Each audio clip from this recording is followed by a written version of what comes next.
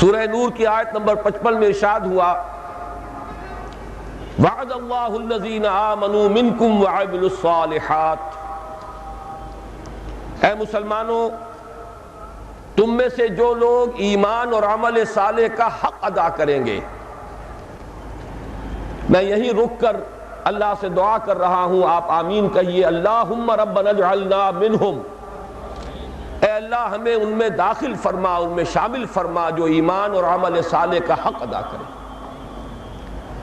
ارشاد ہوتا ہے کہ تم میں سے جو لوگ ایمان اور عمل صالح کا حق ادا کریں گے، اللہ کا ان سے پختہ وعدہ ہے کہ انہیں لازماً زمین کی خلافت عطا فرمائے گا، جیسے کہ اس سے پہلے لوگوں کو خلافت عطا فرمائی،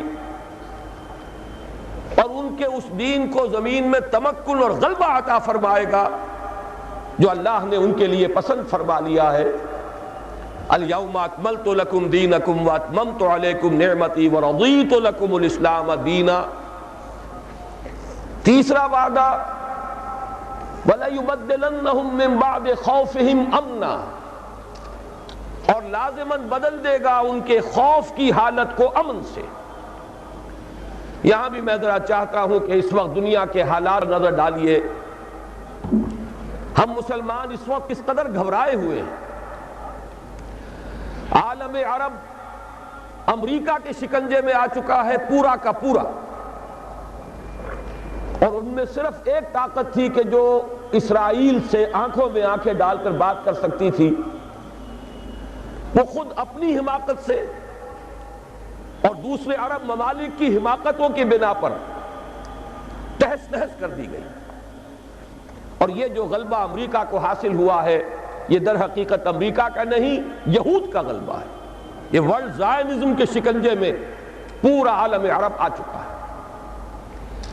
غیر عرب عالم اسلام میں ہمارا جو حال ہے، مشرق سے ہمیں خطرہ ہے، نیو ورلڈ آرڈر ہمیں دھمکا رہا ہے، بے شمار اندیشے اور خطرات، اندرونی طور پر خلفشار ہے۔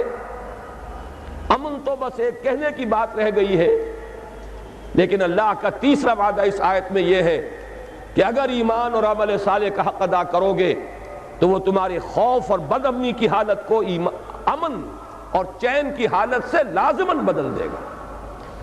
یہ تینوں وعدے آئے ہیں بڑے ہی تاکید کے ساتھ۔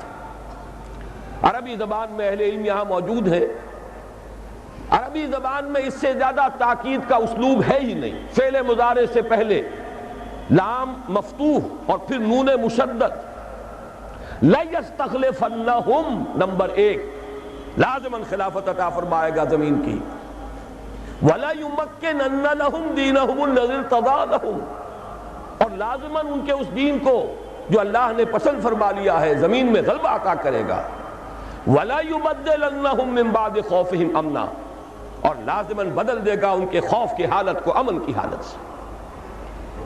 اس کا نتیجہ کیا نکلے گا؟ میرے رفیق کار چودھری رحمت اللہ بٹر صاحب اس کی طرف اشارہ کر چکے ہیں، یعبدوننی لا یشرکون بی شیئا، پھر وہ میری ہی بندگی کریں گے اور میرے ساتھ کسی شے کو شریک نہیں ٹھہرائیں گے۔